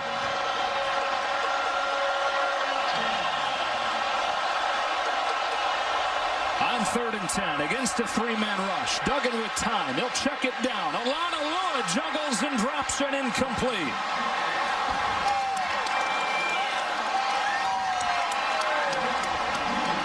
Do your job, only your job, and you cut it loose. And Alex Grinch now in a 3rd and extra long just rushes 3. This is the right play by the true freshman. Olanolu is going to have to break that tackle. He can feel both Radley Hiles and Kenneth Murray converging on him. Never completes the catch, and what a response by an Oklahoma defense to get a critical 3 and out. So Sandy has to punt out of his own end zone. CeeDee Lamb back around midfield waiting on him. Oklahoma sets up a return for the dangerous number 2, retreating to his own 40. Lamb can't get away. That's another freshman in Travius Hodges-Tomlinson. Jalen Hurts trying to overcome a couple of more turnovers. His Sooners up 4, 6:34 left. Got it at their own 37. It's Hurts. He will run. Waited until the last moment to make that decision, and ultimately got a dozen near midfield. And I'm going to guess you're going to say over the final 6 minutes, he's going to run. He's going to run. He's going to run, and he's going to run some more because I think that's what they do best. I said a dozen, but because he spotted where the slide began, it's just 9. And whether that's Brooks, whether that's Hurts, whether that's going to be Stevenson, I think Gary Patterson knows what's coming here down the stretch, and it's what's been coming really the last 2 quarters. That's a lot of run game. More of it here. Stevenson powering through Otto. First down at midfield. There's not many games you win when you're -3 in the turnover ratio. There's not many teams in the history of college football, I'm going to imagine, that are on the brink of being 10-1 with a -8 turnover differential on the season, overcoming an awful lot of mistakes. Oklahoma's run 36 more plays than TCU tonight. You see the communication with Stevenson, 29, with the O-line, communicating who he's going to block. Brooks couldn't find much of a hole. Parker Workman tackles him. Clock winding near 5:20. 2nd down coming here.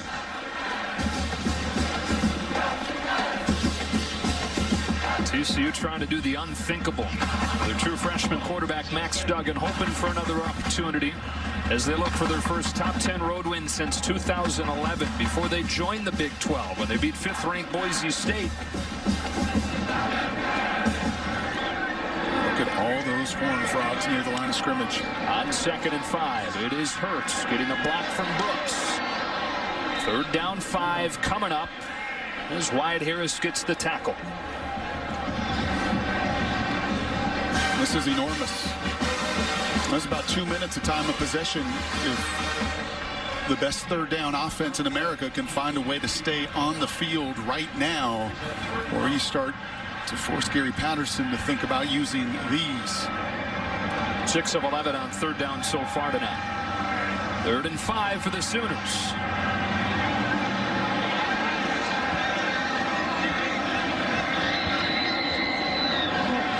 Just a 3-man front.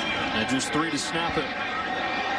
They get it off. Can Hurts make a play against a blitz? Not going to get there. 4th down and 1. What are you doing if you're Lincoln Riley? Going. He sends the bigger running back, Ramondre Stevenson, back in there. And he will go for it inside 4 minutes on 4th down and 1.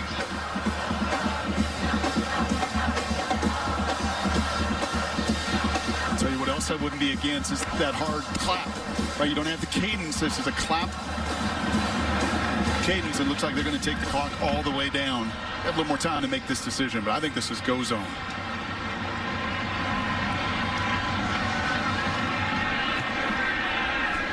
There's a timeout. 3:20 left to go, and 4th and 1 on the other side of this break.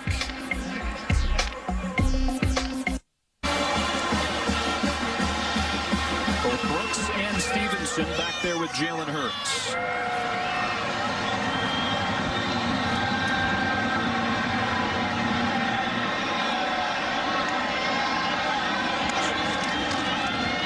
It's Stevenson powering his legs. It'll depend on the spot. He needed just shy of the 40. And he ran smack dab unblocked into the 2 middle linebackers. The ball with a chance to win this game. 3:16 left to go. Oklahoma shows pressure and brings it against the freshman Duggan. Tries to beat it. One-on-one. Over the top and incomplete, but a flag. Wanted Jalen Rager. Parnell Motley grabbed a hold of him, and he'll get flagged. And I'll tell you what, Joe Davis, I would throw that guy 3 more times. My best player, Jalen Rager. Pass interference, defense, number 11, 15-yard penalty, automatic first down. Oklahoma is a base, what you call quarters team, which really leaves those corners out on an island in a one-on-one situation, and I'm going at him. And you can see it all the way. And he's grabbing his arm. He impedes Rager's opportunity. You can hand fight, but you hold on like that while falling down, you're going to draw that 15-yard penalty. The Sooners have seen this movie before, but they were on the other side of it last week in Waco. The biggest comeback win in program history from down 28-3 to win 34-31. They led this game 21-0. Penalty moves it to the 44. Option play. Duggan into the arms of Neville Gallimore. He lost a yard. Yeah, you get so many bites at the apple here, right? There's only so many number of plays in the final 3 minutes. I want my one-on-ones outside. I want to attack a true freshman corner in Jaden Davis. If I'm Sonny Cumbie and could get in his ear, I want my freshman quarterback in those one-on-ones on the perimeter to take my chances there rather than running at Neville Gallimore or those guys inside.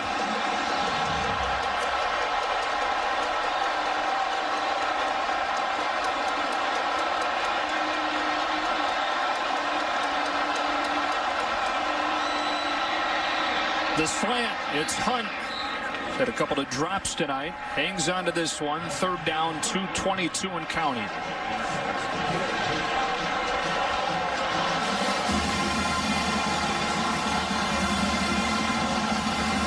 Who's going to win their one-on-one battles? The ultimate team game is going to come down to these one-on-one situations.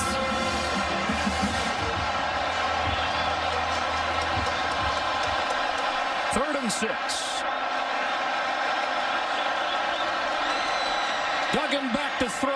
He's flushed out of the pocket. He's in trouble. Lets it go incomplete. 4th and 6 with 1:47. Yeah, and Rager is clamoring for a penalty. He is jumping up and down. He wants a hold on his comeback route here. One-on-one against Motley. Is he deserving of the call? I don't think so. Some contact, gotta let him play in that moment. 4th and 6.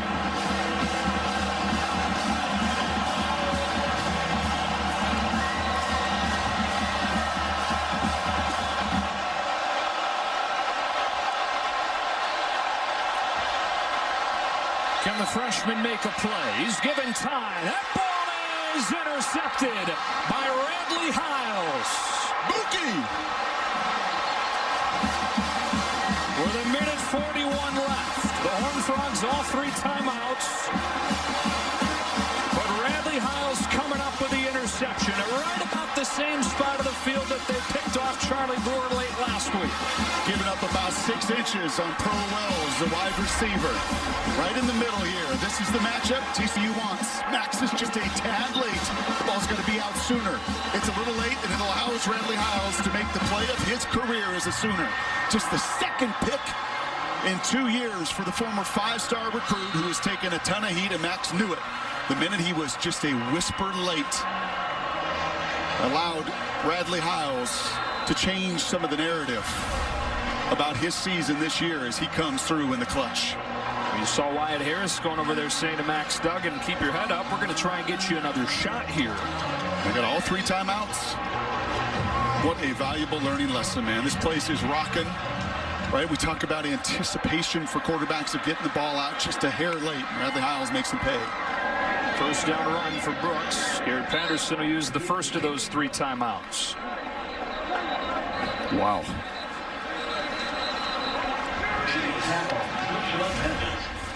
Our Pacific Life game summary. It was 21-0 Oklahoma, and I mean, it looked like this was going to get ugly, Brock, but it turned around. TCU came charging back in, and really in earnest thanks to the takeaways. Oh, here was the big touchdown pass. Hurts adds 4 more touchdowns to his resume.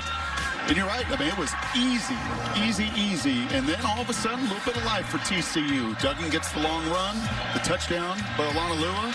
Max Duggan carries 2, 3, 4 Sooners into the end zone. And you can feel this building and the temperature start to change. So Lincoln Riley says, enough's enough. We're going to run it and run it again. So 80% of the time, they have been running the ball on the ground. But what's the great equalizer? The takeaway. 3 of them for TCU tonight. And then ultimately, Oklahoma, who's been starving for takeaways, got 2 in Waco that changed the outcome of that game. And I said to you, who's going to make the one-on-one play? Ultimately, their system, they play a lot of one-on-one. Who's going to make the play? And it was the guy they call Buki that takes it away from the freshman Duggan. 2nd down. Hurts keeps it. Waited for it to develop. Lowered the shoulder and got close. Harris and Washington combining the tackle. TCU uses its 2nd timeout. It'll be 3rd and 1. Back in 30 seconds. There have been plenty to go around on the ground. 61 of the 82 plays for Oklahoma tonight have been runs. He had 81 rushes coming into this game. 8 rushes a game. And he tripled that workload tonight. 3rd down 1. All but sealed the deal by picking up a yard right here. This got to be in number 1's hand. Period. End of story. Running back in there with him is Ramondre Stevenson. It is Hurts. He's stacked up initially and not going to get it. TCU uses its final timeout. 20 consecutive games of 34+ for the Sooners. As it stands right now, 28 would be enough. The review goes on. We've had some long reviews because we've had some really close calls. I'd like to put a clock on the review. I would love to see that come in the years to come. If you can ever just, I want the guys on the field to get it right, spend as much time as they did on that fumble from Jalen. But then you're saying put a time limit? Yes, because if it is taking you this long, right, then how conclusive can you be? Unless they're trying to put it back a half yard, and then they got to look at time on the clock. And I don't know, if I'm in that replay booth, I'm moving that ball back. I'm not putting it at the 42-yard line. After reviewing the play, ruling of a 1st down stands as called. Just not enough there to change it. And Oklahoma's a minute 18 away from a trip to the Big 12 championship. I think there's a whole lot of folks that just went like this, including number 1 right there.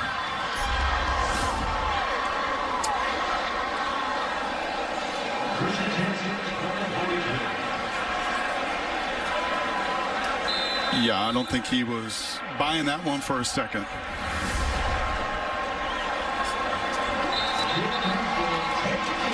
So Hurts takes a knee. I mean, look, the conversation shifts back to Oklahoma in the college football playoff picture. They're going to get something they desperately needed tonight. That is a loss from one of the Pac-12 teams. Oregon falls 31-28 to Arizona State. So they continue to hope that they take them next week. Big 12 championship against Baylor after, and then there'll be huge Oregon fans against Utah. And you're going to put them ahead of a 2-loss Penn State, so they're going to climb up to 7 in the polls. The road ahead, sponsored by Coors Light, made to chill, celebrate responsibly. Then they need the top 3 teams right now, all unbeaten, to stay that way. The big one being they need LSU to win the SEC championship, keep Georgia out of the picture. 28-24, it looked like was going to be a runaway victory for Lincoln Riley and the Sooners. Turns into a tight one, 28-24, but they will head back to the Big 12 championship. 2 men that got an awful lot of respect. One's an offensive guy, one's a defensive guy, and that might as well have been an old school game here. Played Norman some 50 years ago with that Sooner brand of football. Bruce Feldman has Lincoln Riley. All right, Coach, we know about how great this offense has been the last few years. You got some big stops in the fourth quarter from your defense. What do you say about how that group responded tonight? They did. I mean, held TCU to 200 yards, made up for some of our offensive turnovers. We took care of each other as a team. We didn't play perfect, but the sides of the ball stepped up when they needed to, especially our defense there in the end. You were told me how critical it was going to be in the second half to win the turnover battle. What do you make of how this played out? Yeah, disappointing because they were all on promising drives. All 3 turnovers were, and certainly were kind of what made this thing close. But that's the game. Give TCU credit. We got to give our kids credit for overcoming it. This is like the 3rd or 4th week in a row. You guys have had wild roller coaster rides. What did you learn about these guys? Yeah, it's a Big 12, man. The league's really good this year. We're finding a way to win tough games, and we're trying to keep on winning. All right, thanks, Coach. All right, thank you. Guys? All right, 16th consecutive home win, and as you saw, the 400th in the stadium's history back to 1923. Sooners are 10-1. They're 7-1 in the conference. They're headed back to the conference championship game. More to come here in Norman. The other side of this break on Fox.